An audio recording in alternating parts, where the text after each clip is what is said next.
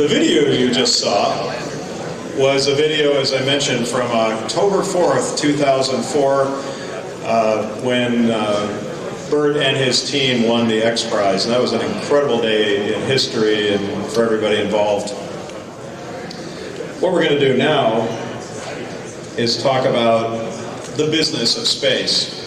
Now, of course, for many, many, many decades, space development, space exploration, and to a minor extent, space farming, even though we haven't had much of that sort of thing, have been the dominion of large governments. What we've seen in the last few years is a movement towards the entrepreneurial takeover of the space effort. So to repeat what George Whiteside said at the beginning, this is in fact the place where space is happening on this planet for the next few days. I would say epicenter, but we're in Los Angeles and I'm superstitious. All right, what we're going to do right now is we're going to switch to our first panel. This will go up to lunchtime, and again, if you have a lunch ticket, you'll be joining us across the way in the Grand Ballroom for lunch. That will go till about 12:30, and then Bert Rutan will give the keynote speech during the lunch.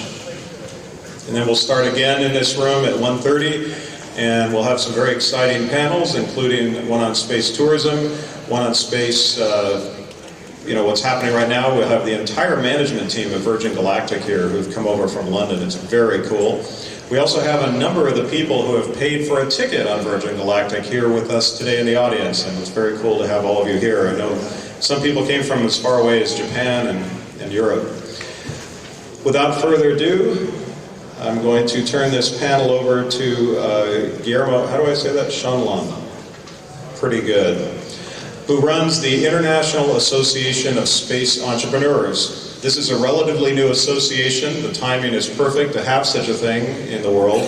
And he's going to take us through the actual business issues related to finance and other in the space business.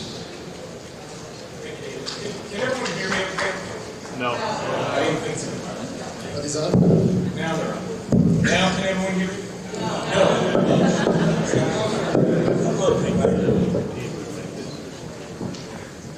This is great. As Ed said earlier, this is true space business, right? We're having all these technical problems we've got going on. I want to thank everyone for coming. This is a great crowd. I think everyone was pleasantly surprised to have this many people showing up for such an important event, and I want to thank everyone for coming. I also want to thank David Knight and the entire team that put this event together. It's a really timely event, and joining it with the ISDC is perfect. I also want to thank Elon Musk for not wearing a tie today. I thought I was going to be the only one up here without a tie.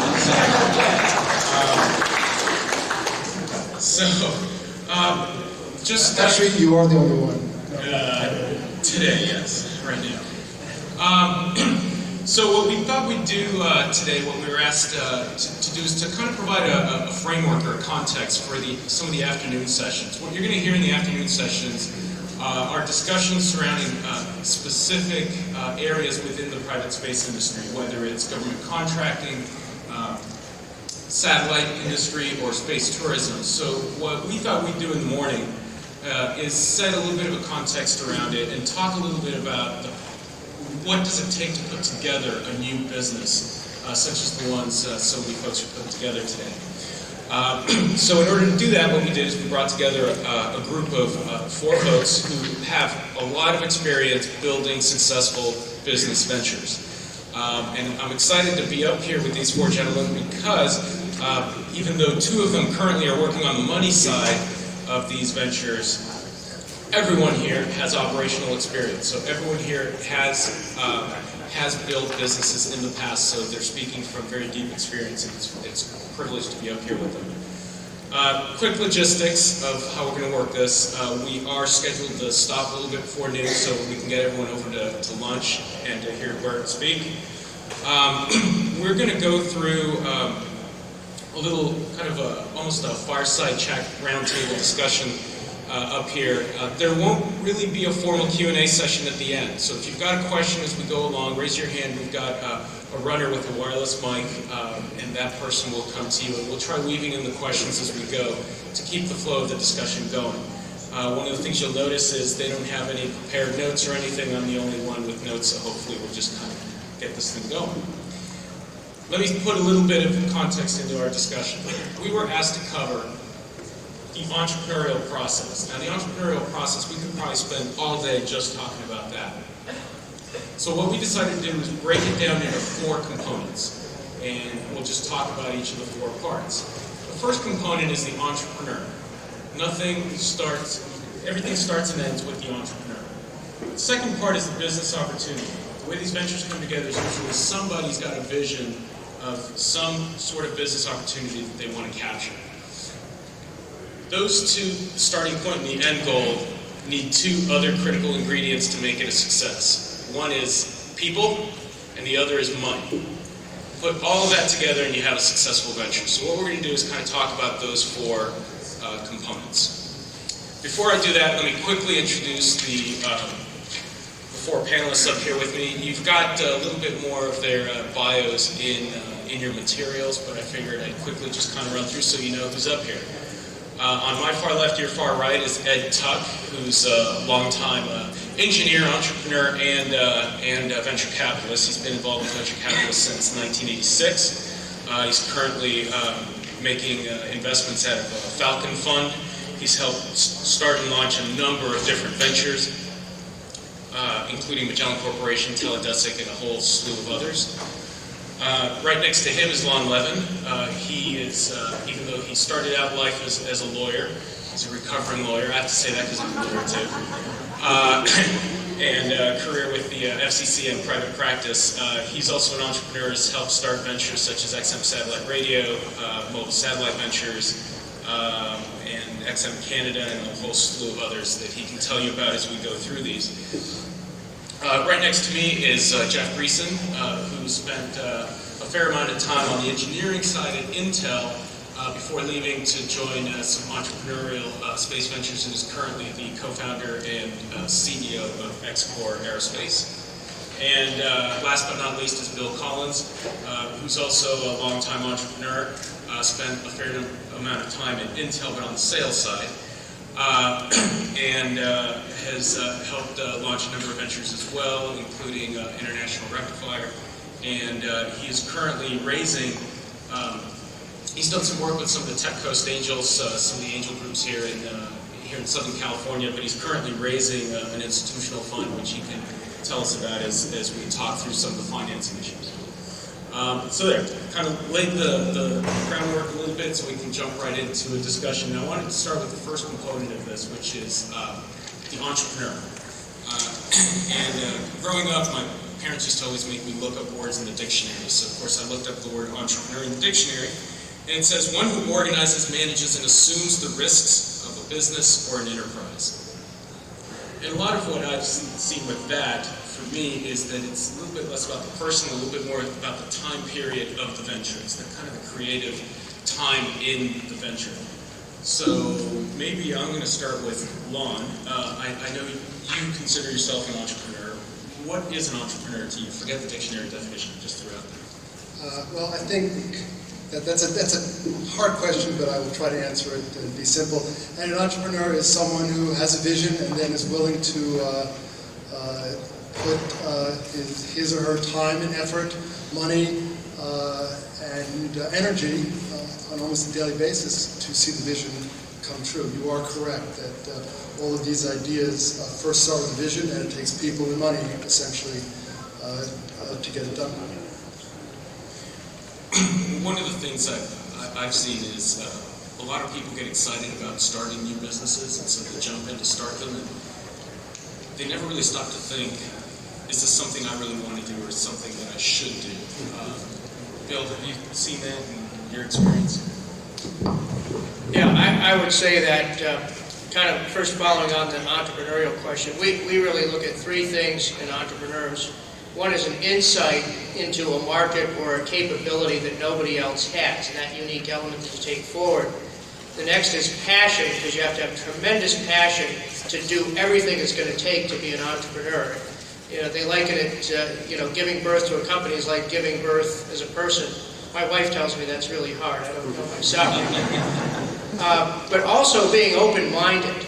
And that's something that, as an entrepreneur, if you've never been one before, how will you know that you're really going to like it when you get there?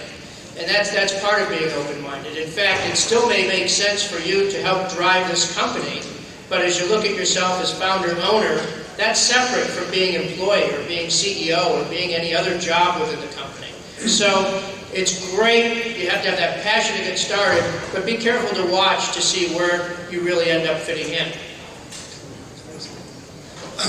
You asked a question about sometimes people don't think. Well, I just read, actually yesterday, a quote by Yogi Berra, who said that if I think too much, I can't hit the ball. And what that means is, Yogi Berra is the wisest man in America, or was, is that what you are driven by a lot is your passion, is your instincts, are things that maybe you can't think about too much because it is a lonely process at times, and you need to be aware that it can be lonely, and if you let enough self-doubt in, then you move on and do something else. So you have to be careful about thinking too much, at least about the wrong thing. There's some consequences. I was saddened to hear that John Kenneth Galbraith died a couple of days ago. But it reminded me of something he said. He said, the surest way to achieve immortality is to commit an act of spectacular failure. I certainly got one of those on my resume, and I think most of the people who are involved in the space business have got 2 or 3. But an entrepreneur there are other consequences of being an entrepreneur than simply starting a company. I like to start companies, but I don't like to run them. And the reason is I'm no good at it. Jeff, maybe I can ask you this, because you spent a fair amount of time at Intel, and you... Great place to be from. Yeah. and you kind of make the move into entrepreneurial space businesses. Maybe if you could describe a little bit what prompted you to make that transition, but perhaps more importantly, what are some of the things that kind of surprised you about running your own company, a small company that's growing now? Well, I didn't set out to become an entrepreneur. I set out to join an entrepreneurial company. I did that because I believed in space, and it wasn't happening. And I wanted to go, and nobody was getting ready to sell me a ticket, and I got tired of waiting. So I decided to make a change in careers, and I found I had the opportunity to do that. And by joining another venture, and I learned a lot. It was a fantastic experience. And then it sank under my feet. And XCOR started when the team that I worked with, that I managed in that company, came to me and said, well, we're not ready to give up. Can't you figure out something else to do? And I said, well, I don't think so, but I'll see what I can come up with. And that's really how I found myself in the entrepreneur business. An entrepreneur is just somebody who's lost his last job and hasn't figured out how to make the next one a day yet.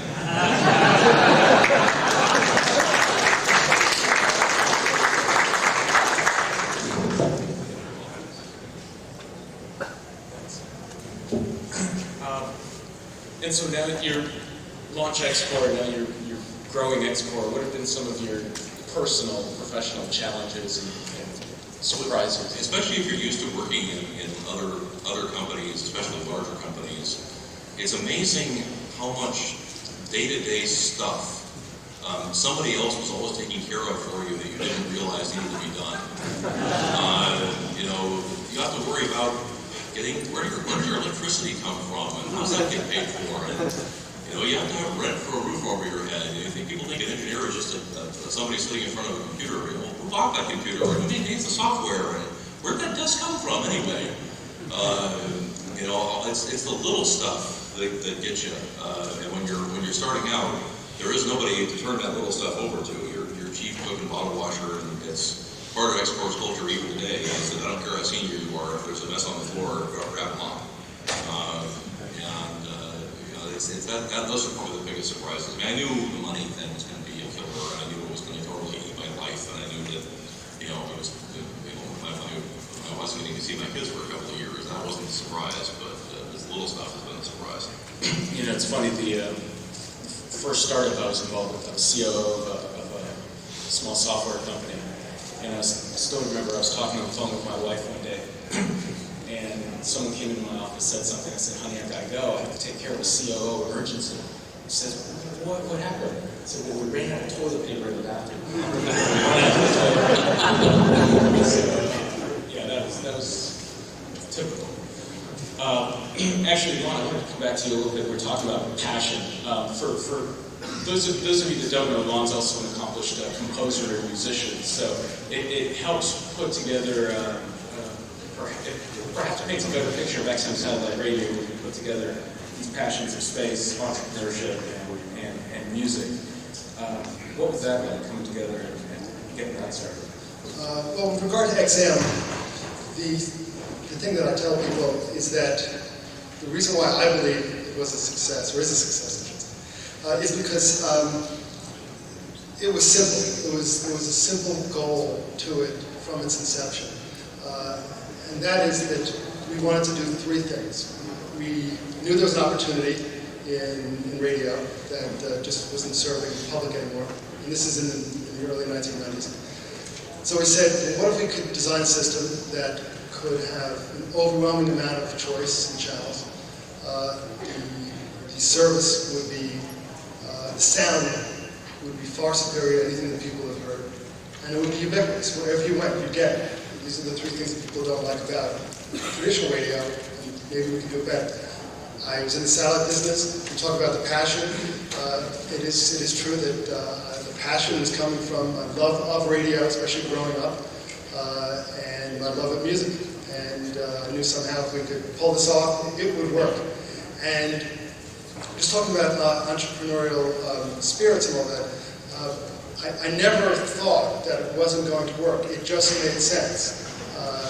It was a challenge. Some days I thought that I may not be part of it because of raising money, or there were, that particularly XM may not survive. But the fact is, I always knew the idea was going to happen, and I feel the same way now about space. I'm involved now with that with T-Space, which is one of the groups that are trying to get the COTS grant from NASA. But the point of that is that what I'm seeing now in space is that the vision is the right one now. And that vision is that there is money to be made in low Earth orbit. We're about to retire the shuttle, and now that we know we can get there, I am confident that we are on the verge of a new way to make money in space, and that is in low Earth orbit. Yeah, that's exactly the way I feel about passenger space flight. I wonder all the time whether we're doing the right thing, whether we're going to make it, what should I be worrying about today? But I never have any doubts that somebody's going to make it, and then my job is to make sure that we're one of the somebody. Right. And I have to agree with you. The whole television thing was based on low Earth orbit. And if any of you uses, for example, Directway or any other geo as a means of data or as a means of talking, you suddenly realize that there's a problem with this. And the problem isn't going to go away because it has something to do with the speed of light. So once we get the constellation of satellites in low Earth orbit, we're going to solve a whole bunch of network topology problems that are going to make the world a much, much better place. And maybe that's a good segue, Bill. Maybe I can ask you this into this next topic of the business opportunity. I know Elon was talking earlier about the three general categories of business opportunities that he thought would be interesting and could potentially change the world. What kinds of things do you look for when you're evaluating a business opportunity, either as an entrepreneur, as an angel investor, or as a venture capitalist? Yeah, there's different religions on that, and one of the biggest religions is about management, and getting the right entrepreneur team. But that's very important to me, but I put right on top of that, customer. And Theodore Levin of Harvard Business School made one of the best quotes, I thought, in the marketing imagination, which is the purpose of a business is to create a customer. And what we look for at the beginning here is what very specific thing is this company going to do in a very specific application for a very specific customer once in a row? And is that thing they're doing protectable, and does it give high value and some differentiation? Because if they can do it once in a row, we can look and say, okay, how many others are like that? And if they can get that once, they can repeat it again and again. So we look for that customer as the primary owner. Interesting in space, I think everybody's now struggling with who is our customer and what are our applications. And I think there's a tremendous number of upcoming applications, and I'm sure we'll talk about that. Bill makes a very good point, and for all of you who are here just to do your own entrepreneurial ventures, I find when I speak with people who come to me with ideas, they have wonderful ideas, but what they haven't thought through is how they differentiate themselves and how they're going to stay ahead once others catch on that their idea is a good idea. And you need that plan, and you have to execute it as fast as you can. So you're not only running ahead, but you're also looking behind at who wants to jump on you and do it next. Yeah, while you were talking, I was thinking of something to see if I can tell the story generically enough to not get involved people in trouble at all or embarrassed. I think the four components of the entrepreneurial process that we're talking about, just even in the last 4 years, I've seen such a progress on all four fronts in the space industry. The caliber and the quality of and number of entrepreneurs that are involved, the funding and sales that are involved, which we'll talk about more in a minute, and the team, the people that are getting involved with these ventures. But I think where I've seen the most progress is on this category of business opportunity. About 4 years ago, I was at a conference. I can tell the story generically. At a conference, and an entrepreneur was up on stage showing about 20 minutes worth of video clips of their rocket blowing up. Okay, at different stages, you either blow up on the pad, blow up on launch, blow up wherever. And it was cool to watch from a video standpoint. And when he finished, everyone clapped and it was fine. And then I was sitting in the back with another guy who I guess had the same reaction I did, which is he finally stood up and said, "What's your business? You know, unless somebody's paying you to blow up rockets, I didn't see a business there." And I think that's even where what I was seeing even 3 or 4 years ago, which I'm seeing a big trend in a positive sense now. So everyone's starting to, as Bill said, everyone's starting to think more about who the customer is and where's the money coming from. I see you nodding. Is that what you've seen as well? Yeah, there was always one conference in Phoenix where you could go and hear people talking about how they were going to make a business out of space. But most space conferences that you can go to, and I kind of stopped going. Most of them have been at ISDC and a long time. Welcome back. Thank you. Because I know space is neat, and I always all kinds of neat things we can do there, and I don't need to hear that again. Unless the business plans to start with, if I only had $100 million, I could do these wonderful things. It's not too interesting.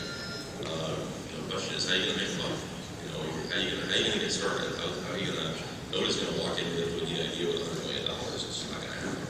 So now we see a lot more people talking about markets, which 4 years ago people would say, "Why are you wasting your time with that? It's a little $5-10 million opportunity."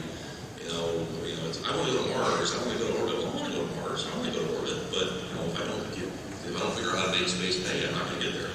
And more people are catching on to that. Go ahead. That's actually a great point. And what you're seeing are people, whether it's T-Space or these other groups, they're saying, here are the markets. And they're listing the markets. And they're saying, we can make money here, make money here, make money here. And rather than just have the general vision, it's getting very specific. And what's appealing to the financial people is that there's a diversification of risk, because there are a number of markets. Yeah. Any one of them, if they hit, Yes. is going to work. And you're seeing that now with these proposals. I think it's, as long as we're talking a little bit about entrepreneurs, we need to talk a little bit about how about the quality of the entrepreneur that nobody really talks much about, and that is his expectations. Presuming that he doesn't want to become famous because he's caused some kind of catastrophe like I do, he probably wants a lot of entrepreneurs want, in the end, to be a captain in industry. And this is something that entrepreneurs are I think, remarkably poorly equipped to do. And the reason is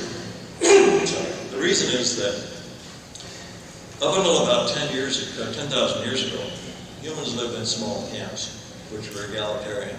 They were operated by consensus. There was no hierarchy in those camps. And hierarchy is a recent human invention. But when you're trying to do something new, when you're trying to create something, then you don't want a hierarchy, you want a consensus. You mop the floor. Well, mopping the floor is a very important function. In a group of 20 to 30 people, somebody's got to do it. You can't delegate anything.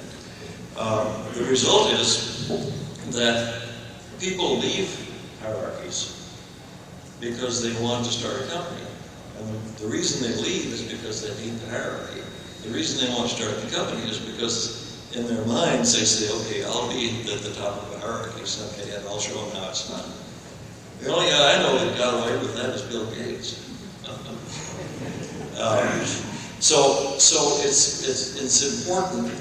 What I look at when somebody comes to me, the first thing I say is, look, and this has worked a couple of times. I say, look, I'll go out and help you find the money, and we'll start a company. And when it gets up to 20 or 30 people, which by the way is the maximum size of one of these hunting gathering camps that I was talking about, because they split after that. They demand each other. What we're going to do is we're going to go out and hire your boss. And so I said, I'll help you find the money, but you must promise me in writing that you will never, ever ask to be president of the company. And about 80% of them go away. And the funny thing is, I never hear it again. But the ones that say, all right, this will keep on me, whether I fund them or not, they usually turn out to be successful. If I can add something to that. I see that a lot. The day will probably come when I have to hire my replacement. It may be a little longer in our case because I'm the accidental entrepreneur. I was perfectly comfortable working in a large organization. I like working in a large organization, but there weren't any large organizations that were doing anything I wanted to do. But that's our number one problem right now. Is we've in the last 7 years, all of a sudden we're getting to the point where my number one problem has shifted from creating an enterprise to managing growth. And my number one task right now is to run around and create a layer of middle management in the company.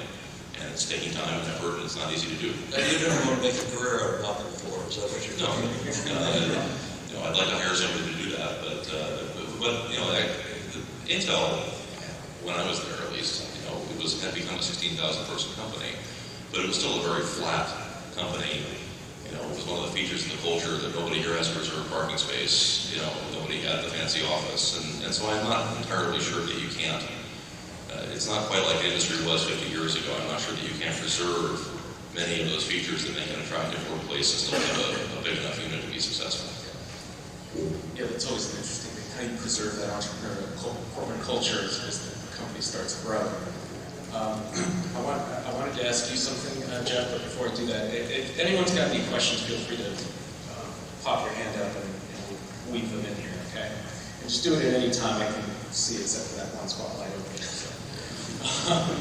So Jeff, this is a good transition. You can kind of see how these topics, these 4 topics, just kind of all flow together, right? Because now we're start talking about business opportunity and how you identify that and start growing toward it. And as soon as you start wanting to grow toward it, the next thing you have to think about is the team. You can't just do it by yourself. Now, you're experiencing some great growth at XCOR now, especially in the last year. What are some of the pros and cons and the good things and bad things that you're dealing with as an entrepreneur now, accidental or otherwise, that's now has a growing company? Well, obviously, the number one, in my view, the number one job of any manager or leader is to find good people. You can almost repair any other mistake if you find the right people. It's a great book that I was inspired by entrepreneuring called the Entrepreneur's Manual. And one of the phases in there is hire only first-rate people. First-rate people know what they don't know, and they're secure in their skills, and so they're glad to find somebody who's better than them at something, because then they can get rid of that task and move on. You know, non-first rate people may still be good at the job, but they're kind of afraid to let go of it. And then they hire less skilled people who go on to hire less skilled people, and before you know, you're a company like many we know.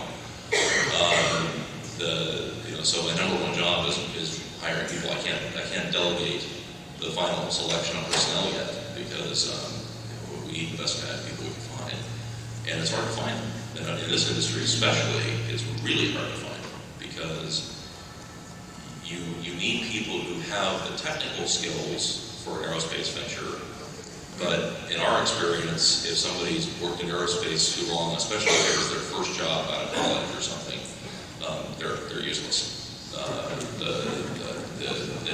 I'm sorry to say that, but it's true. You know,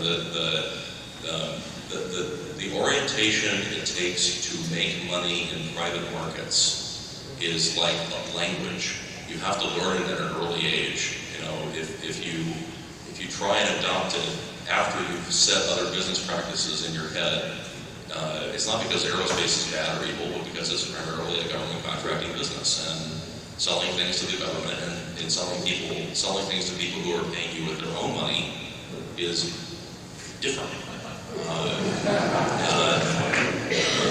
You know, so we're always trying to find a very typical resume that really makes my eyes light up. As I'll see somebody who got out of school, worked in some private engineering enterprise for a while, and then joined an aerospace company, but they didn't last more than 5 years. And then they got out and did something else. But you know, and you call them up, and the ones who frequently turn out to be good are, yeah, God, I always loved airplanes, I always loved rockets, I always wanted to work on space stuff. But I tried it for a couple of years, and it was just no fun. You know, God, I wish it would have worked. Great, it's 2 years later, because those are the people that tend to work out, but they're hard to find. And you go advertise for an aerospace rocket engineer, and we get people like somebody I interviewed once who my recruiter called me up and said, I got this great candidate, brought him in. 25 year veteran of a large rocket company who will remain nameless. And, you know, when I interviewed him, I kept asking these questions. He didn't seem to know anything. And I finally said, what did you do for 25 years in a rocket company that you didn't learn this? He said, well, I optimized the shape of the next generation of the high pressure oxidizer turbopump assembly. And now we never actually did build it, because that part of the contract never canceled on, but we really found a lot of ways we could get another 2% out of the efficiency for 25 years. And that's the challenge, is people with a lot of aerospace experience have it in ways that are hyper specialized, and to work successfully in an entrepreneurial company, you've got to be very broad. And those are hard people to find. The bad news is that you're absolutely right. But the good news is there are more people becoming available who want to do this. And that's why, at least I'm seeing, there is this transition now. There's probably 500 people on the planet now who fit into this labor pool. And that's they're seeing up from 105 years ago. That's a bad thing. And I think that's exactly what it's. But that's happened in any high-tech venture. The internet, satellites that I was in. I remember satellites were so difficult in the late 80s, 90s. Air picture designer in 1970, you know. Right. Exactly. Then you're seeing it now. It's more and more expensive. I've got a question here.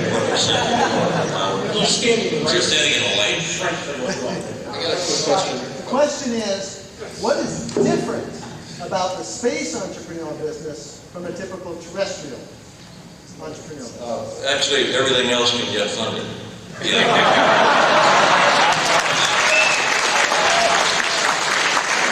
We've got a question over here. Maybe one more thing before we go to the next question. The reason why it's so hard to fund this is other ventures don't suffer from the perception that, well, we did that already and it didn't work. You know, there was no 40-year government biotechnology agency that was, you know, that was not viewed as a success by the commercial marketplace, and so everybody knows that's been tried, it doesn't work.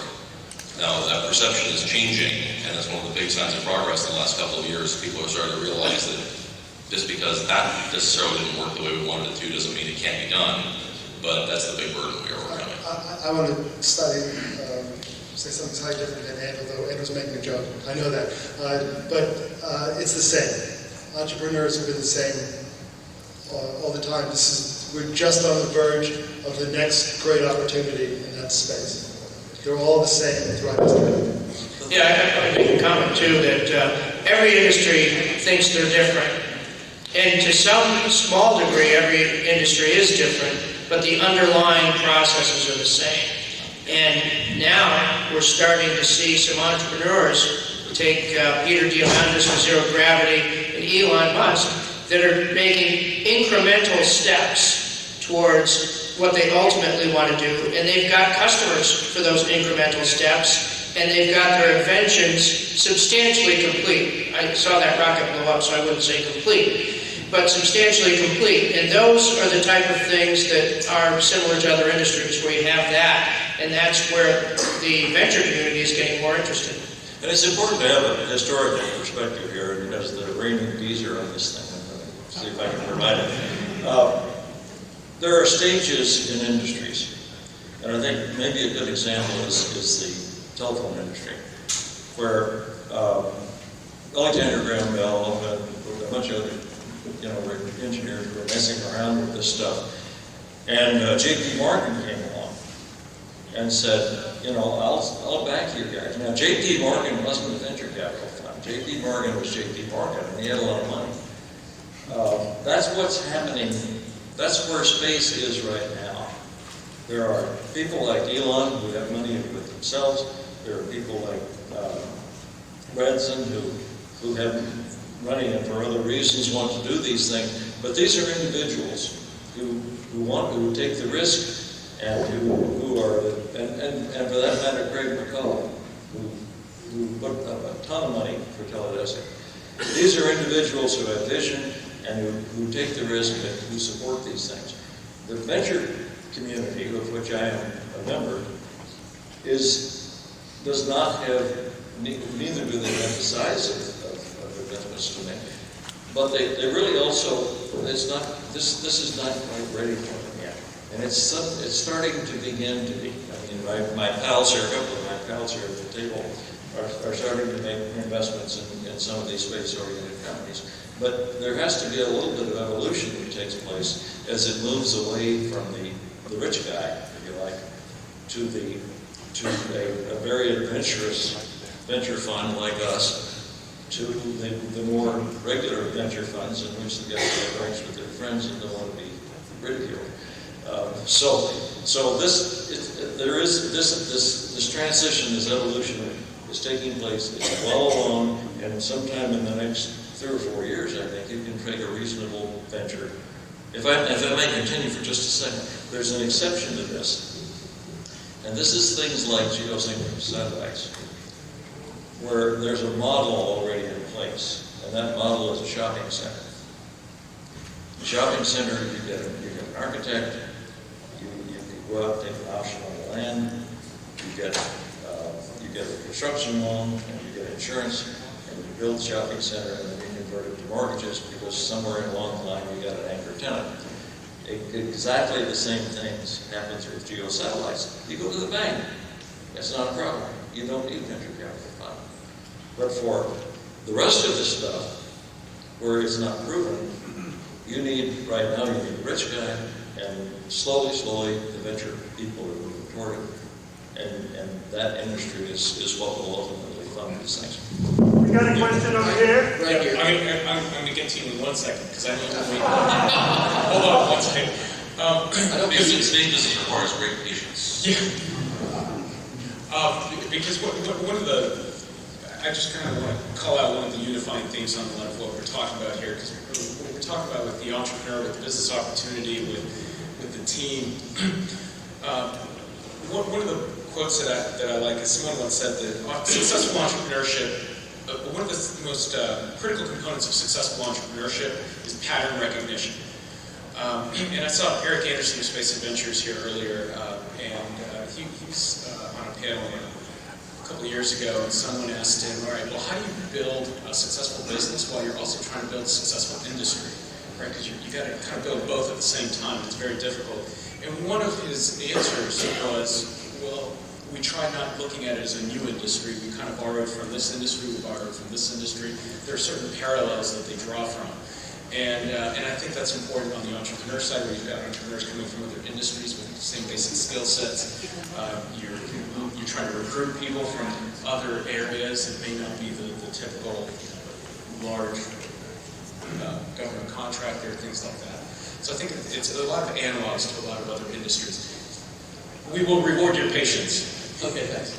You spoke about how there's other customers, how you're trying to find smaller customers now rather than these grand goals of, we're going to go to Mars one day. Who are these smaller customers? Is it government contracts? Is it private companies? Are they customers for the future?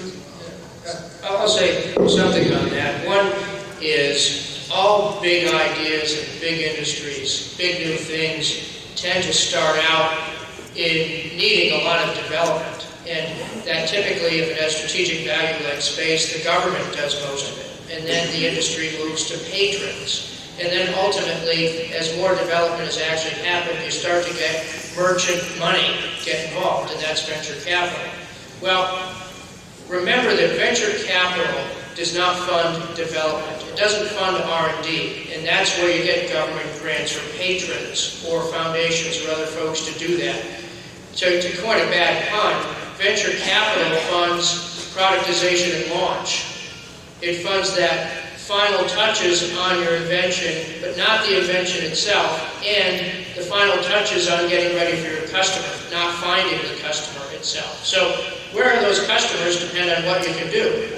You look at SpaceX, and they found the rocket, the satellite launch industry as a ready customer, saying, we'd love a disruptive benefit, disruptive new cost performance point in launching these satellites. That would be great for us. And he's found a customer. Peter Diamandis looked at, someday being the ultimate space line and said, people right now today would love to have that zero gravity experience and get up in space, and they'll pay for that. So they found those customers looking at those different needs. And the funding comes along with the recognition of the folks that, hey, that's productization and launch. There is a real customer. There is a real business model. Jeff, you've got a mix of revenue sources. We do. Well, obviously, first, there is no generic answer to that question. I mean, who your customers are depends on what you're trying to sell. But in our own case, XCOR in a nutshell is we have a fairly clear vision of the kind of markets we're trying to get in.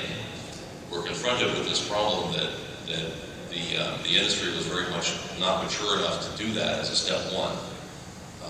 We want to build vehicles that take people into space. We want to build vehicles that take payloads into space. We want to build vehicles that have the potential to evolve and get into multi-stage, fully reusable orbital systems.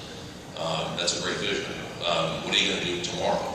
Okay, you're not ready to build all that stuff. You need pieces. We need engines, we need tanks, we need valves, we need pressure suits.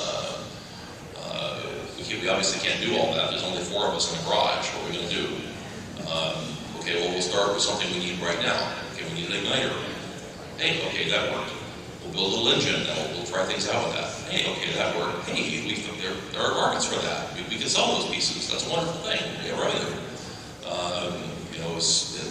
We look for pieces that we need to develop, that there's some government customer who also needs to develop. We do business with the government, but we're not really a government contract business. What we do is we look for places where they happen to have something they need for their purposes. It's also something we need for our purposes, and we view them much more as of a source of R&D funding than as a real customer. We are doing about 50% of our revenue this year with vehicle sales. That's ahead of where I expected to be in the business plan. I expected the sale of vehicle services to predate the sale of complete vehicles. But the rocket racing market materialized into our laps, and we were well positioned to take advantage of it. So now we've been able to maintain that mix of government and private business. But the real message I'd say is sell the pieces. And this business, the space business, is really lagging over other businesses like software and chips, and biotech is kind of changing in that respect. What I call tipping from vertical to horizontal integration. Its base has always been a very vertically integrated industry. It's like the old IBM. We used to joke that IBM started by going to the beach to dig the sand and refining the silicon to make the chips. And the problem with doing that is you have to do everything. And the chances that you can do every single step in that process better than everybody else on the planet is not so good. So we're going to be a much better industry when you can build your spaceship out of catalog parts. And you buy rocket engines from over here, and valves from over there, and tanks from this other guy, and an airframe from the company down the street. Because then the dollars to enter will be lower, the risks will be lower, the performance of all the parts will be better. And so not only are we making money by selling the parts, but we're kind of hoping to nudge people along into getting in the habit of buying and selling from each other instead of trying to reinvent every single piece of every single thing you need to build because you think you're so much better at everything than everybody else. Question. I would like to ask if you think individual entrepreneurs are born really willing to take the risk, or is that a quality one can develop later? That's an excellent question. The question was whether or not entrepreneurs are born or they can develop the skill sets to do this. And I think it's a timely question. Bill and I were involved with an event last month. The University of Southern California just launched their Space Business Initiative, where they're actually going to be teaching space entrepreneurship and doing research in that. I'll let Bill give us that. I think to a great degree, entrepreneurship is an inclination and a passion. Entrepreneurship is not a technical skill set. It's not a go and pick up the tools and get better at public speaking or whatever, and you're an entrepreneur. So you do have to have that inclination, because the number one thing is passion. And the second big thing is you have to be a natural multitasker. It's been said indirectly here many, many times. If you're not passionate and you're not a natural multitasker, you're probably not an entrepreneur. So there's a couple of underlying elements that do screen you in or screen you out. Now, you may be the right idea person, but don't have some of those elements, but you're open-minded and you bring in the right people around you to supply the rest. You can do that. And greed helps a lot, too. And let me just add, I think it is ultimately two things. You do have the passion. You're born with the passion for something. And so if you're a passionate person, I think you can be an entrepreneur. But the other thing, I've said this before, but you need to be able to deal with the loneliness of being an entrepreneur as well. Because there are going to be many times when people around you just aren't going to see what you see, and they're thinking you're wasting your time, and they're afraid, or the family is concerned. And you have to deal with those issues, but you also have to deal with the loneliness of having a vision and being able to pursue it in a passionate way. I was perfectly serious when I said greed is important, because if you become an entrepreneur because you want to be a captain of industry, you're going to fail. If you become an entrepreneur because you want to make the world a better place, then you're better off, starting a charity or a foundation or something like that. If you start a company because you want to get disgustingly rich, then the result is that everybody else does too, including your investors. And the thing turns out to be a success. The company's like a money pump. You put a little money in it, you pump away, and pretty soon it comes out. Some comes out. One of the things that's really attractive to me about the space business is right now you can only do good by doing well. The number one thing this industry needs is capitalism. A lot more of it. And so the only, in my case, I'm not sure I really am all that greedy. I was making pretty good money with doing what I was doing before. But I want to make this thing work so that I can go. And the only way to make it work is to make it pay. So the only way to make the world a better place is to go get greedy. Actually, I don't like the word greed because I think it has a negative connotation. I get what everyone's saying, and Ed is one of the great entrepreneurs, by the way, in this industry. But I think actually, Jeff, you hit right on it, and that is we all have an opportunity, at least the entrepreneurs, we have a chance to do good and do well at the same time. And it is about capitalism, and that's why capitalism is so great, because you can get rewarded, and at the same time you can do good for the United States as well as for the world. If we press forward and try to build businesses, because it's only the businesses that will ultimately sustain our efforts to go into space. Yeah, I don't have any notes written here, but one of them is a quote from Wall Street that says, "Greed is good." So, I don't have a problem with greed. The question I've got is, I work for the government, and I've got about 5 years before I retire, and I've had some really interesting ideas, a number to do. One's really, one that I have to prove, and I really don't want to do this while I work for the government. Okay, should I try to hurry up my retirement, because I think the time has come for one of my ideas to be proven and disproven. And, I'd really like to try to be an entrepreneur. I don't care if I run a business or not, really. I just want to see my idea work or not. And, what would you suggest I do? Should I hurry up my retirement? Or? first of all, I think you've got a great attitude toward your idea. I commend you for that. What you really want is the idea. That being said, Money your idea to work, not business. Yeah, I think number one, get validation of your idea from people who would be willing to pay ultimately. And if you get that validation, you're in the game. That's first and foremost. Businesses should start customer first. And if the government is your first customer, great. If someone else is your first customer, but get them as your advisors and mentors before you get started. Question over here?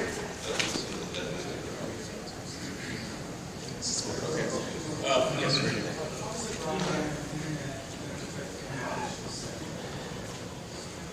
Broadband internet going to connect the communication satellite industry?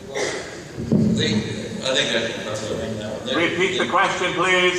How does the broadband internet, which presumably means the glass mat that we're all sitting on here, affect the satellite communication industry?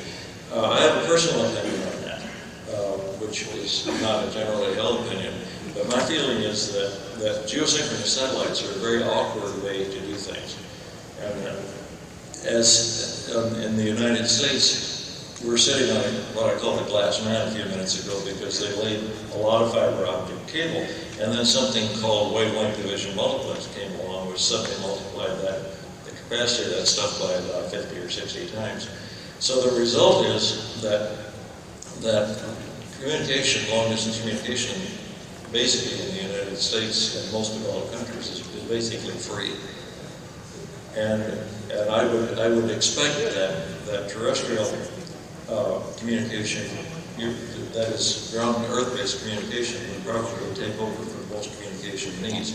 But if you're not able to get near the fiber terminal, which almost, if you sort of think about it, there's 7.5 billion people in the world, and some of them are out there driving ox carts today, then you need to have some kind of connectivity.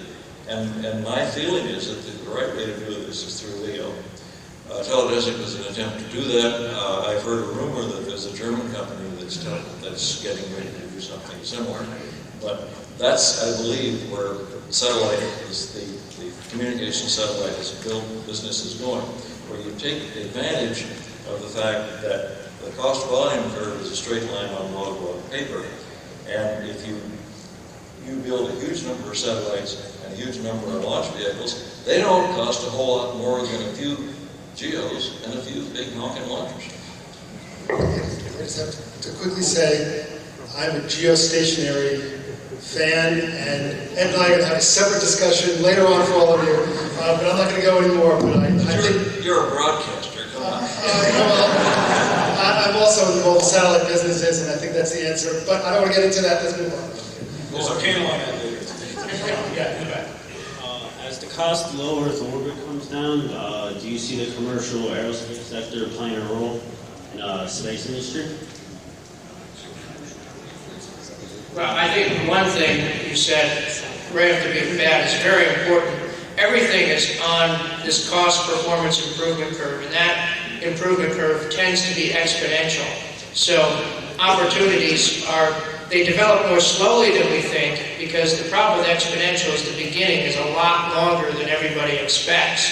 But once you get to certain thresholds, those opportunities come.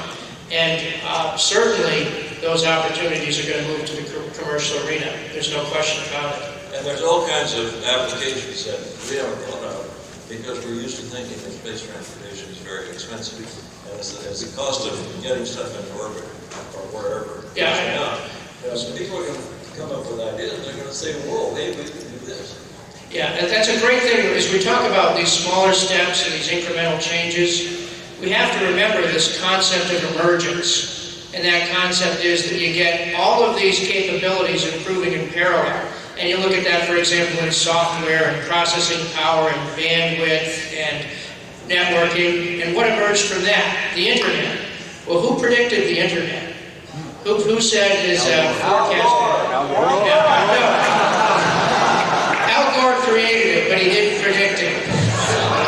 Okay, with that, we're going to wrap up the panel and go into the lunch. I want to thank all of the gentlemen here.